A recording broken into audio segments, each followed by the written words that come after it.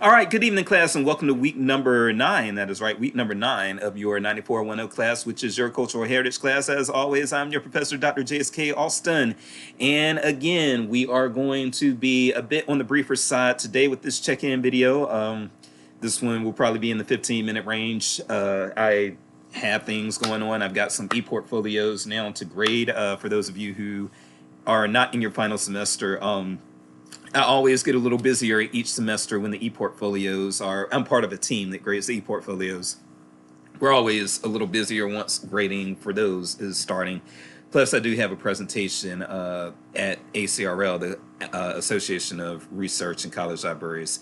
I've got a presentation with them in Pittsburgh that I'm working on this week, so I'm kind of frazzled with that. Everybody is busy. I'm always busy, as is all of you. Everybody's busy. But yeah, this is one of my busier than normal weeks, so this will be probably, again, on the shorter side. These have been the shortest check-in videos I've ever done in a class because I'm usually very long-winded, but not for cultural heritage, not this semester at least. But I still hope that you all are enjoying the class and feel that you are being engaged by me. I do read all the discussion board posts and everything, even if I don't respond to them all. I read them and I do enjoy what you all are saying. Having said that, let's go ahead and get into state of the course update. State of the course update is mainly that you all are still doing a wonderful, wonderful, wonderful job. I'm enjoying what you all are doing as far as your assignments. Actually, that's one thing that I should say is that this has been the most, maybe it's because a lot of you have had me before, but this has been the most successful class I have ever had since being at Mizzou when it comes to using APA correctly. Okay. You all on your first assignments, your site visit assignments, I think there were only one or two of you, maybe I think it was just two of you who had APA errors that I needed to count off on. And everybody else was like, nah, this APA stuff, I know this capitalization. I know to initialize my authors. Y'all did a very good job. So I am very appreciative of the work that you have done and are continuing to do. I'm very impressed with this class. And the other thing that I need to say when it comes to state of the course update is that, yes, you do have an assignment that is due. Your 4 Heritages assignment is due this coming Sunday.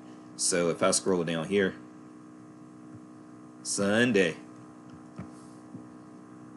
All right. Yes. Where is my stuff? The 4. There we go. All right. The 4 Heritages paper that is right there.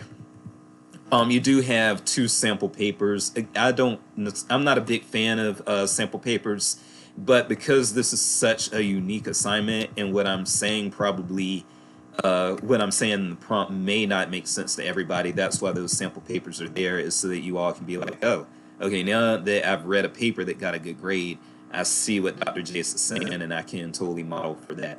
You do not have to format in the same way that the sample papers are formatted. That is just there for, you don't have to use them as a guide. You don't have to basically copy the sample papers and do exactly what they're doing.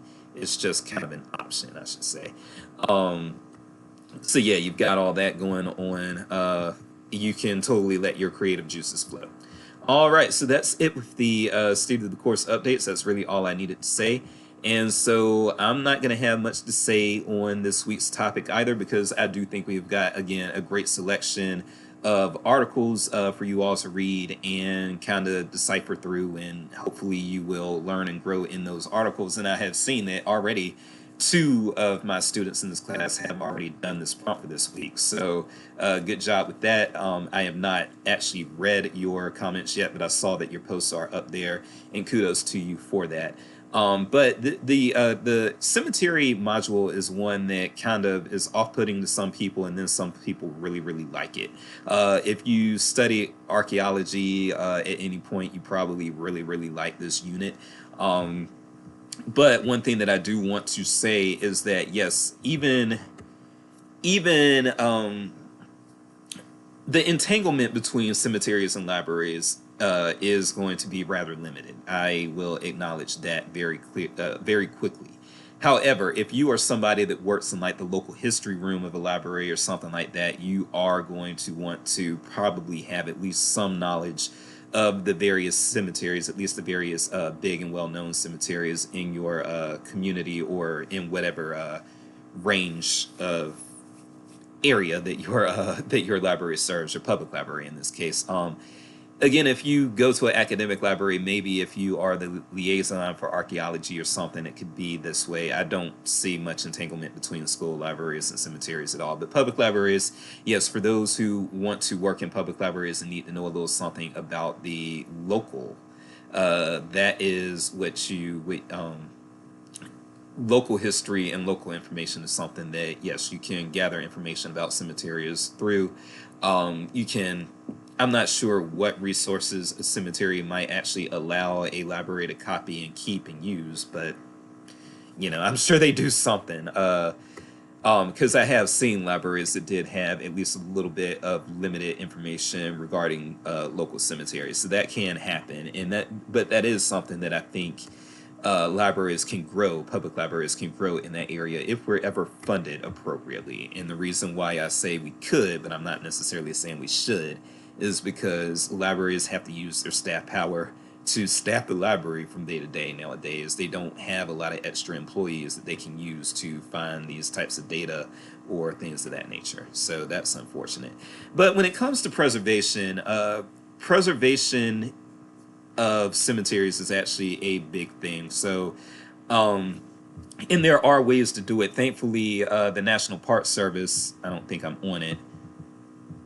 Yeah, I'm not on it. But the National Park Service actually does have, guidelines. Oh, there it is. Okay. Oh, yeah, there we go.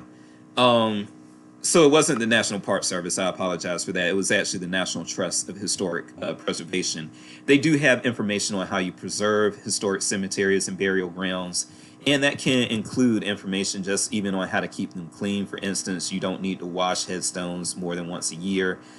Certain ones only once every 10 years, so very periodically, and then try to avoid abrasive things such as I've actually heard of people trying to clean things with baking soda, and baking soda is very abrasive, actually. You also shouldn't brush your teeth with it too often. So that's a side note that I'm rambling on. But for those of you who brush your teeth with baking soda, don't do it every day. It's abrasive to your enamel. And that was a mistake that I was making until I wasn't. until my dentist said, hey, use at restoring mouthwash. But yes, so you have guidelines on how to clean gravestones and how to maintain gravestones and cemeteries and that sort of thing. And one thing that I'm actually probably going to add next year, not for y'all, but next year as an optional reading, the Texas Historic Commission actually has something.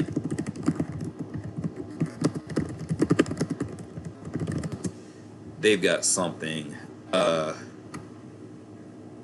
Yeah. Oh, this isn't what I was talking about. But they produced something very recently that is another guideline for cemetery preservation. Maybe this is what I was talking about. No, it's not. Okay, I'm not going to take up time to actually look for what I was looking for. Because this video is, again, you all definitely don't want to sit here and just watch me Google. But I say that to say that this is actually a very big deal. Preservation of cemeteries is a big deal, and when we do have cemeteries that are poorly upkept, and that is the case, I can say as a black man, that is the case for a lot of African American cemeteries, historic African American cemeteries, especially in the South. They haven't been kept up very well, and because of that, there is a lot of lost history. I would probably know a lot more about my family history if I were able to actually visit a cemetery that was well upkept and actually view records and that sort of thing.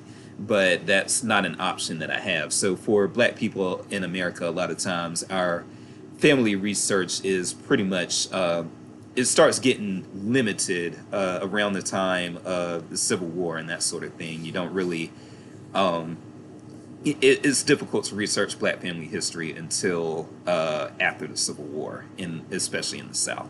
because of how the records were kept. So keep that in mind, and just know that uh, sufficient upkeep of cemeteries is something that goes a long way with genealogy, with local history, with archaeology. So it's very important. It definitely has its place in cultural heritage learning. And so I do hope that you all enjoy this week's readings. I really enjoyed the reading about the Boy Scout who he was a white Boy Scout. You'll see it. It's one of your readings. But he was a white Boy Scout who recruited his Boy Scout friends to clean up and sort of revamp a historic black cemetery in their area.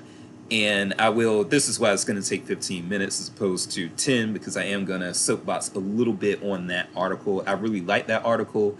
I have had they've been white liberal students in the past. I'm just going to come out and say it. But I have had white liberal students in the past contact me and say, hey, this sounds like white savior complex. It's this, it's that. It seems more harmful than helpful. First of all, I'm probably a little better at determining what is or is not a white savior complex than I appreciate when white liberals know what that is, but a lot of times they'll say things are white saviorism when black people wouldn't say that they are. And so one of the reasons why I've actually had a discussion about that particular article with some other black librarians and archivists, and none of the black people were saying, oh, this is white saviorism. And the reason why, there were several reasons why, but one of the reasons that a lot of black people kept saying was, and this was in an online Facebook group, in case people are wondering, how did you have this ability to talk to these black professionals about this? It was a Facebook group that we were all in while I was still on Facebook. I no longer am. But we were all in this group, and I put the article in there to talk about this. And they were saying, no, look at the language he's using. He's not saying their history. He's saying our history. You know, he's acting as though the history of this black cemetery is just part of the history of the area at large. You know, it's not a special history. It's part of the overall history, right? And then something else that people were saying is that usually when white saviors are trying to do white saviorism, usually they are trying to monopolize what's going on. They're trying to say who can do what. They are determining what businesses or whoever is actually allowed onto the project and those sorts of things. And this kid was definitely not trying to call shots. If you read the article and see what he was saying and what was happening, he was just trying to recruit help. He was not actually trying to call shots and make it his project so that it was about him. When you read that article, it really is about the cemetery, not really about that kid. At least that's how the black people that I talked to about the article interpreted it. So we've seen white saviorism. We've seen it. Black people have always seen it. I've seen it since I was a kid. But the thing is, a lot of times when you have like these buzz phrases and buzzwords, a lot of times, no offense, but a lot of times, yes, white liberals will learn these things and then they will try to overly apply them. I feel like they want to be seen as woke and they want to have the respect of people of color. And so they go around and they really take it to a level that the people of color weren't trying to take it to. And since I'm soapboxing, I'll say that the same is the case with things like abolish the police. I'm saying abolish the police, not defund the police. Abolish the police. I hear white liberals say that all the time. And you know what? In a lot of black communities, you're not hearing people say abolish the police. You're just not. And I come from a black community, and we don't say abolish the police. You know, we know the benefits of having certain people not be in our communities. And I'm just going to keep it at that for the sake of not belaboring this too much and not making people too uncomfortable right now. But what I'm going to say is, you know, before you start actually saying, as a white liberal, if you're a white liberal who wants to be quote unquote down with black people or with BIPOC or whatever, try to actually listen first. So if you think that something is white saviorism, like if you saw this article and you're like, oh, this is white saviorism, instead of just getting on a platform and being like, oh, look at this disgusting white saviorism, Actually, if you have people of color that you feel comfortable talking to, just talk to them and see if they feel that way. And if they don't, just kind of slow your roll. So I am going to keep it right there. I did go a little bit over 15 minutes, but not too bad. But again, I hope you sped this up. And if you did, then that takes care of that. So I am Dr. Jace. And yes, there's a lot going on. So you can see how tired I am in my face. But I can probably assure you that you all are feeling just as tired. It is what it is. We're going to get some rest someday, y'all. But until then, I am Dr. Jace, and have a great week, and I'll see you next week. Bye-bye.